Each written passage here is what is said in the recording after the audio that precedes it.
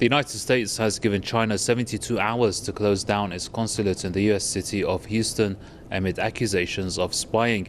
The U.S. State Department said the move was made to protect American intellectual property and their private information.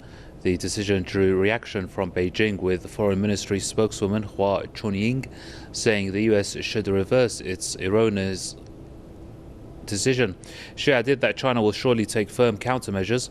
The spokesperson also said the Chinese embassy in Houston has received bomb as well as death threats, blaming the U.S. government. Washington claims Chinese theft of American and European intellectual property has cost hundreds of thousands of jobs. Let's go back to one of our earlier stories regarding the United States ordering the closure of the Chinese consulate in the U.S. city of Houston and get some reaction on that. Jason Unruhe is a political commentator and analyst, and he joins us now. Jason, welcome. Now, the accusation here is by the United States is that American intellectual property and their private information has to be protected, and that's the reason, one of the reasons that's been announced for the closure.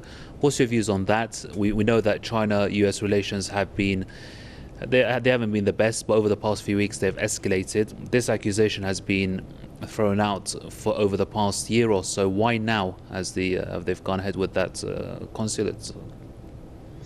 Well, I think that the primary reason is the fact that the United States has been continuing to decline as an empire in the world.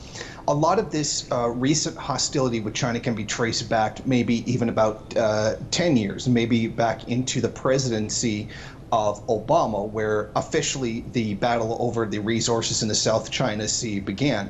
And I think the part of this, this whole accusation of intellectual property theft, which is a very difficult thing to prove, because it's hard to prove where particular ideas came from, etc., is over those resources in those regions. The United States has been declining in its access. Many of its proxy wars are beginning to fail, particularly in Syria.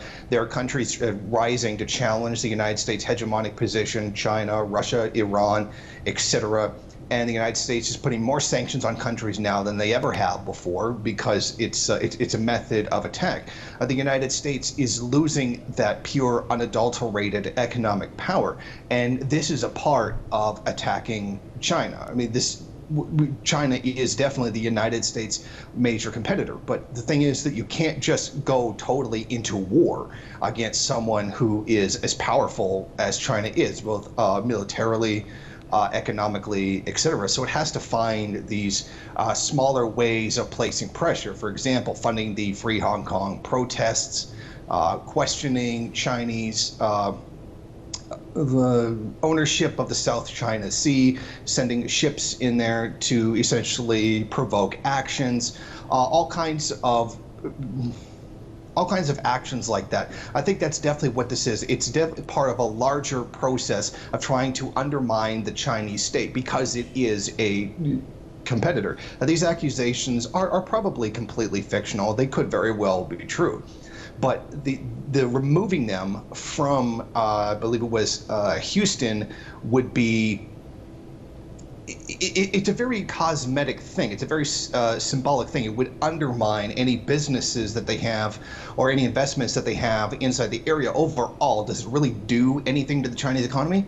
No, but it does definitely send a message to the Chinese government, to the political sphere inside the country, that this is that the United States is going to continue its pressure campaign. Essentially, the United States knows that it can't win an outright economic battle with China. It is certainly losing, particularly in terms of global influence, particularly Africa. And I think that this is another manifestation of that.